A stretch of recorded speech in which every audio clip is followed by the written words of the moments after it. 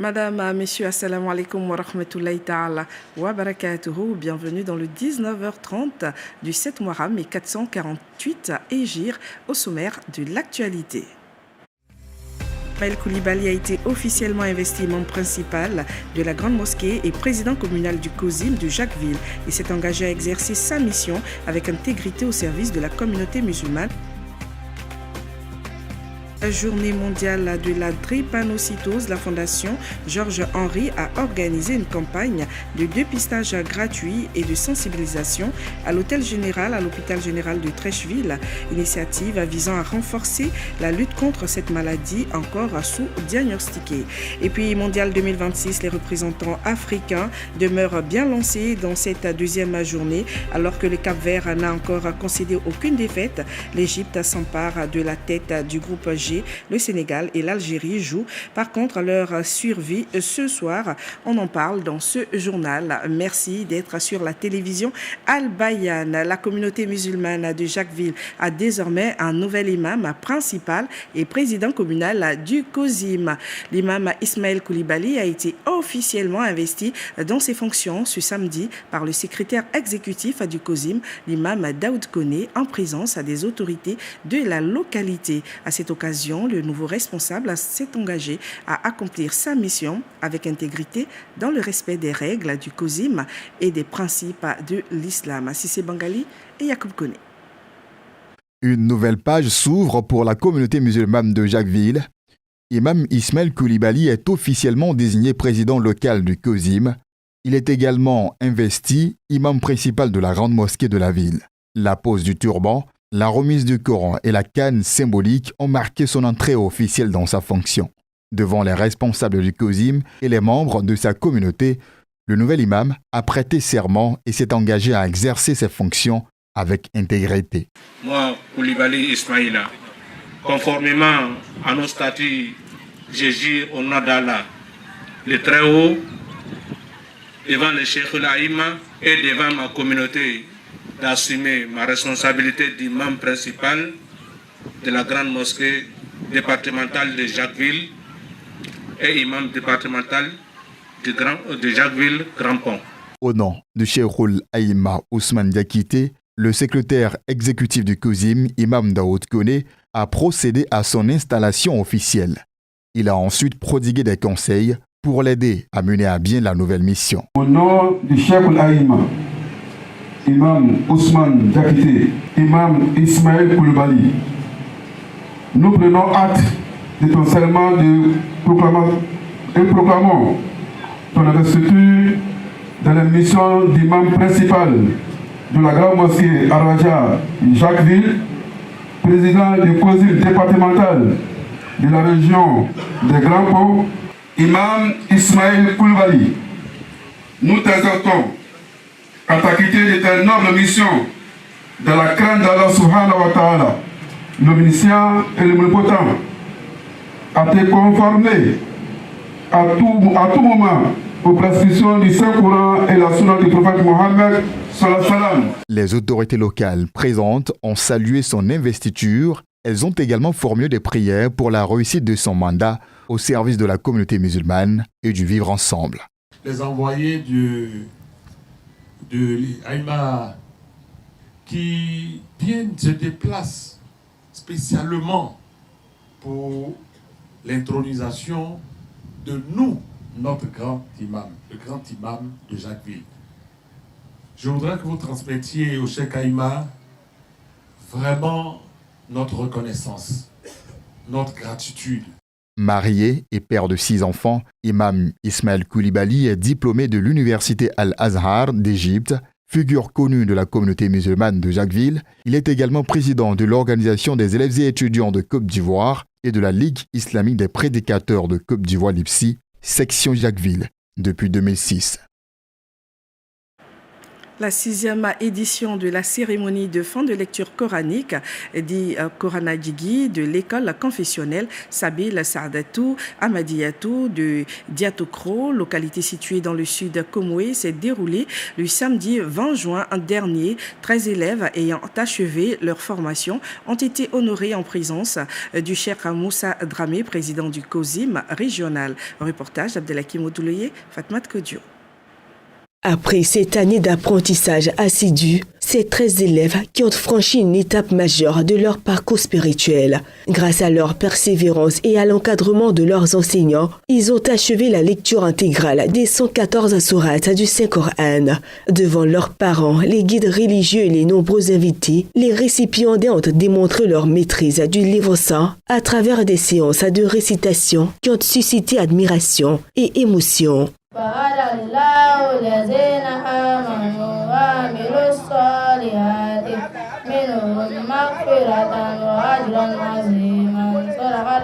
Présent à cette cérémonie, le président régional du COSIM Sud Komoué a salué les efforts consentis par les responsables de l'établissement pour la formation de la jeunesse musulmane. Cheikh Moussa Dramé a également félicité les élèves pour leur engagement et les a exhortés à faire du Saint-Coran un véritable guide de vie. Je voudrais aussi dire à ces enfants-là qu'ils sont au début de quelque chose.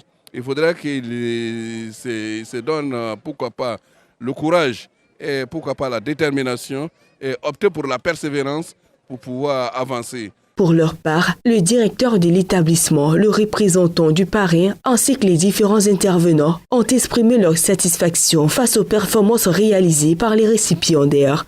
Que les élèves, après cette cérémonie, ne s'arrêtent pas ici, qu'ils puissent continuer les recherches et les savoirs et en bénéficier demain comme nous, aujourd'hui, on a bénéficié, Inch'Allah. Nous tenons vraiment à féliciter nos jeunes frères, nos jeunes sœurs qui viennent d'être honorés aujourd'hui, de vraiment se mettre à la tâche, de vraiment donner l'enseignement islamique qu'il faut. Je dis que l'islam n'est pas une religion qui doit se trouver derrière. Cette 6e édition du Koranadjigui a été marquée par la remise d'attestations et de présents aux 13 récipiendaires, dont 5 filles et 8 garçons. Une manière pour les responsables de l'école Sabil Saadatou Amadiyatou de récompenser l'excellence et d'encourager la relève dans l'apprentissage et la préservation du Noble Coran. De retour de la Terre Sainte après l'accomplissement du Hajj 2026, les pèlerins de l'agence Orga Voyage ont été célébrés samedi à Marcouri, une cérémonie marquée par la remise à 2 diplômes, des témoignages sur l'expérience du pèlerinage ainsi qu'une conférence consacrée à la préservation des acquis spirituels du Hajj. Le compte-rendu de Sanogo Kosibiri et Nieli Ouattara. Face aux nouveaux pèlerins, Imam Abbas Touré a rappelé l'importance de préserver les bonnes habitudes acquises durant le Hajj, notamment la régularité dans les actes d'adoration, la discipline et le respect des valeurs islamiques. Ce que nous pouvons dire aux pèlerins, c'est la constance. Voilà, la constance et la régularité dans l'accomplissement des bonnes actions et de délaissement des mauvaises actions. Voilà, c'est le prix également d'un Hajj Mabrour. Cette rencontre a également servi de cadre pour dresser le bilan de l'édition 2026 du pèlerinage. Les organisateurs se sont félicités du bon déroulement du séjour ainsi que de l'encadrement assuré aux fidèles tout au long de leur parcours spirituel. Le voyage aller, le voyage interville, le voyage retour, les gestions des bagages, l'hébergement, la restauration, l'encadrement, tout a été assuré. Mais nous notons surtout que tous nos pèlerins ont effectué le Hajj. Ils sont tous partis, ils sont tous retournés sains et saufs auprès de leur famille. Vient ensuite le temps de la reconnaissance avec la remise des diplômes aux 147 pèlerins. Entre récits, souvenirs et émotions, chacun partage les enseignements tirés de cette expérience spirituelle. À l'étape de Mousdalifa qui vous rappelle notre départ. Vous avez tous les pèlerins qui sont couchés à même le sol. Et même lorsque nous partons de Mousdalifa, nous laissons tout derrière nous. Nos matelas, nos tapis. Et ça nous rappelle en fait notre petitesse devant Allah et son immense miséricorde. Nous avons prié pour notre pays. Nous avons prié pour les dirigeants du pays, notamment le président de la République. Que Dieu lui donne la santé, la longue vie et la sagesse pour qu'il continue de conduire à bon port le navire ivoire.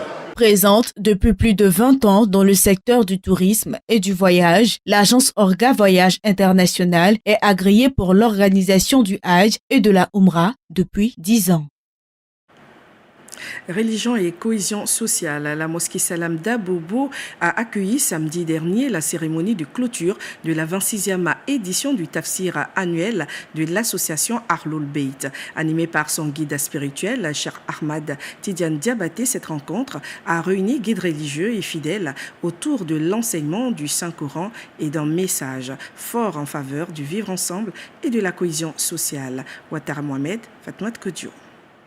Le tafsir, au commentaire du Saint-Coran, constitue un pont essentiel entre les textes révélés et sa compréhension par les croyants. À l'occasion de cette cérémonie de clôture, le guide spirituel de l'association Ahlul Bayt, Cheikh Ahmad Tidiane Diabaté, a développé le sens profond de plusieurs sourates, notamment la sourate Al-Fatiha et Al-Ikhlas. À travers ses enseignements, il a exhorté les fidèles à cultiver les valeurs de paix, de solidarité et de vivre ensemble. Aujourd'hui, nous avons sensibilisé les uns et les autres, les parents, les hommes et les femmes, sur le bon exemple qu'on peut donner. Parce qu'un musulman, c'est l'exemple. Un musulman, c'est le comportement du prophète Mohammed et un bon musulman, il est l'ambassadeur de paix, l'ambassadeur du vivre ensemble, car c'est ce qui nous a été inculqué comme éducation par le prophète Mohammed. Cette cérémonie a également enregistré la présence de plusieurs guides religieux, autorités administratives et personnalités invitées venues rehausser cette cérémonie. Ils ont profité de l'occasion pour saluer la pertinence du message véhiculé par le conférencier du jour. Confier le parrainage d'une telle cérémonie à ma modeste personne, je dis donc que c'est un honneur. C'est pourquoi donc je m'en vais remercier les organisateurs de cette cérémonie. Avec le cheikh Diabaté Ahmad Tidiane, on apprend beaucoup, on a toujours un plus quand on vient. Lancée au cours du mois de Ramadan, la 26e édition du tafsir organisée par l'association Ahlul Bayt s'est conclue par des prières intenses pour la paix. Des bénédictions ont également été dites pour la stabilité et l'unité nationale de la Côte d'Ivoire. L'association islamique culturelle Gandhi célèbre le nouvel an du calendrier islamique. Dénommée Ashura, une grande conférence portant sur l'épreuve en islam a sanctionné cette cérémonie tenue dans la nuit du samedi. L'enceinte de la grande mosquée de Yopougon-Port-Bouideux a servi de cadre à cette initiative qui en est à sa 20e édition. Diomandé Boaké.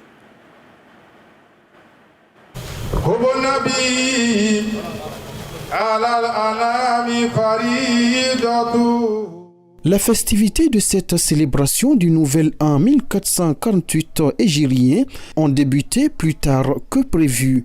Promouvoir la culture du calendrier islamique en est l'objectif fondamental de cette initiative de l'association islamique culturelle Gandhi. Le nouvel an musulman n'était pas connu trop par les musulmans, même au niveau de la Côte d'Ivoire ici.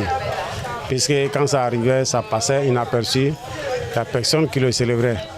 Et alhamdoulilah, nous avons pris nos bateaux de pèlerins pour dire, bon, pourquoi ne pas faire connaître la nouvelle an musulman aux musulmans. Sur 2 conférences, selon le programme initial, une seule n'a pu être exécutée dans l'épreuve en islam, sens et portée. Un choix qui répond aux épreuves de déguerpissement que traverse la population abidjanaise.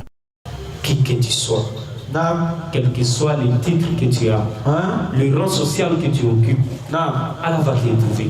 Allah peut t'éprouver avec un malheur. C'est ça qui est visible. Mais pourtant, ce qui n'est pas visible, c'est que ce malheur est un bien utile pour toi. Effectivement. Marqué par une faible participation compte tenu des intempéries, les participants ont exprimé leur gratitude. Dieu grandit l'islam. Dieu met la paix dans l'islam. Alhamdulillah, la marraine salue tout le monde qui sont ici présents. Alhamdulillah, qu'Allah nous montre l'année prochaine, Inch'Allah. Le début du calendrier islamique marque l'immigration du prophète Mohammed, paix et salut sur lui, de la Mecque à Médine, Yathrib d'alors. Parlons santé. La journée mondiale de la drépanocytose a été célébrée ce 19 juin en Côte d'Ivoire. L'événement a été marqué par une campagne de dépistage gratuit et de sensibilisation du public à l'hôpital général de Treichville. Initiée par la Fondation Georges Henry de lutte contre la drépanocytose, l'opération s'est déroulée autour du thème « Briser le silence, vaincre la douleur, bâtir l'avenir ». Vassi Fofana. Comme chaque 19 juin, la journée mondiale de lutte contre la drépanocytose est marquée par des moments de sensibilisation, de témoignages et d'espoir. Maladie souvent négligée et sous-diagnostiquée, la drépanocytose demeure un véritable problème de santé publique à l'échelle mondiale. Atteint de cette maladie dès sa naissance, Georges Henry a créé sa fondation afin de venir en aide aux enfants qui en souffrent. Absent lors de cette journée, sa mère présente à la cérémonie a partagé son expérience avant de formuler le souhait de voir la lutte s'intensifier. Cette journée représente de l'espoir parce qu'en cette journée, nous menons des actions humanitaires. Nous donnons l'information sur cette maladie parce que cette maladie manque de beaucoup d'informations. Nous sensibilisons et nous donnons beaucoup d'espoir aux parents d'enfants malades. Diagnostiqué très jeune, cet étudiant en licence témoigne de son parcours et des difficultés liées à la maladie. SFA2 et cela a été diagnostiqué depuis mes 2 ans. La fondation nous joue un grand rôle puisque la fondation est là financièrement et moralement. C'est-à-dire, même s'il y a une crise, la fondation vient à notre secours. Cette maladie n'est vraiment pas facile à vivre parce que ceux qui sont autour de nous, souvent ils peuvent dire tu as des enfants drépanocytaires. Ça là, vraiment, avec leur papa, là, vous devez vous séparer, parce que c'est pas nécessaire que vous restiez ensemble. Et puis les enfants aussi autour, leurs amis, ils en parlent. Cette journée a également été marquée par des tests de dépistage gratuits ainsi que par une conférence à l'hôpital général de Treichville. Nous pensons qu'à travers aussi la communication sur la drépanocytose, les populations de Treichville partent enseigner et informer des conséquences graves de cette maladie-là. Mobilisée depuis plus de 10 ans dans la lutte contre la drépanocytose, la Fondation Georges Henry multiplie les actions pour faire attendre davantage la voix des malades afin que cette maladie soit pleinement intégrée aux priorités de santé publique mondiale. Plusieurs semaines après l'opération de déguerpissement de Koumassi Campement, de nombreuses familles vivent toujours dans la précarité. Hébergées provisoirement à l'école BAD, elles ont reçu samedi le soutien du COSIM communal de Koumassi. Vivres, vêtements et appuis financiers leur ont été remis pour pallier à leurs difficultés. Les détails avec Youssouf Traoré et Nelly Ouattara. Depuis le 3 juin dernier, ces familles tentent de se reconstruire après leur déguerpissement. Sans logement, elles vivent désormais dans l'enceinte de l'école BAD où les conditions restent difficiles. Entre eau stagnante et prolifération des moustiques, beaucoup espèrent obtenir les moyens nécessaires pour se reloger décemment. Mais les femmes sont malades, les enfants sont malades. Avant-hier même, on a failli perdre les vies des bébés ici. Il y a des femmes qui ont fait césarienne, elles sont là. Ils dorment dehors, la pluie les chicote. On est fatigué. Madame la première dame, on a besoin de toi. Président Alassane Ouattara, on a besoin de toi. On veut caution. Tu n'as qu'à venir nous libérer. Ici là, c'est pas fait bien à vivre. On veut quitter ici. Pour leur venir en aide, le COSIM communal de Koumassi a initié une action de solidarité. Une délégation conduite par Imam Berté Mohamed Lamine a remis des vivres, des vêtements et une enveloppe d'1 million de francs CFA au profit des sinistrés. On a vu que les maisons sont détruites alors que nous on dort dans une maison. Donc on se sent concerné par toutes ces familles et sans distinction de race, de religion et d'ethnie. Des personnes qui sont en détresse aujourd'hui, on peut être à leur place un jour. Donc aujourd'hui, si on leur apporte un soutien, je pense que moralement, quand tu fais du bien à quelqu'un, tu as une satisfaction morale. Vous avez vu que ces dons-là, c'est destiné à tout le monde.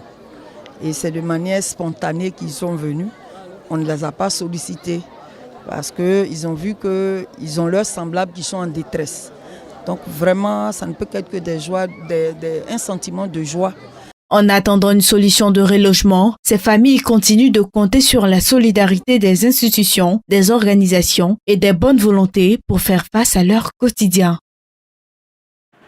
Les mères et les pères étaient à l'honneur ce samedi à Tafiré, dans la région du Hambol. À l'initiative de l'épouse du vice-président de la République, une grande célébration a réuni les populations des sous-préfectures Badiakara et Niediekara autour du thème « Honneur et reconnaissance à nos mères et pères ».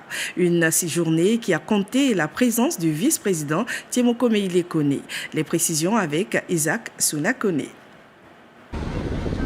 Place Alassane Ouattara de Tafiré, point de convergence des populations ce matin. À l'honneur, les génitrices et géniteurs des sous-préfectures de Tafiré, Badika et Niedieka voient de toute la région du Hambol. Une célébration qui vise à saluer l'engagement et reconnaître solennellement l'œuvre de ceux qui donnent la vie et artisans de la société. La fête des pères et des mères qui réunit ce beau monde aujourd'hui nous rappelle que derrière chaque réussite de notre cité, il y a des hommes et des femmes qui ont donné sans compter. Les récipiendaires sont reconnaissants de l'initiatrice. En tout cas, ça me va droit au cœur. C'est gentil. Voilà, je lui dis merci beaucoup d'avoir pensé aux femmes et aux pères, aux papas aussi. C'est la 3e édition de la fête des parents initiée par l'épouse du vice-président de la République, Maïmouna Kone Koulibaly. Mère et père ont reçu chacun un kit composé de pagnes et du numéraire. Au total, 1674 complets de pagnes. En célébrant les mères et les pères, nous célébrons en réalité la famille. Et en célébrant la famille, nous célébrons l'essentiel même de la nation. C'est pourquoi je voudrais, en cette belle occasion, rendre un hommage particulier au président de la République, son Excellence, M. Alassane Ouattara. Le couple présidentiel, en marge de la célébration des géniteurs, offert des vivres et non-vivres, entre autres des réfrigérateurs, des machines à coudre, des broyeuses, des pulvérisateurs, des engrais, des semences et un train agricole pour plusieurs centaines d'hectares de culture. À présent, l'actualité du mondial.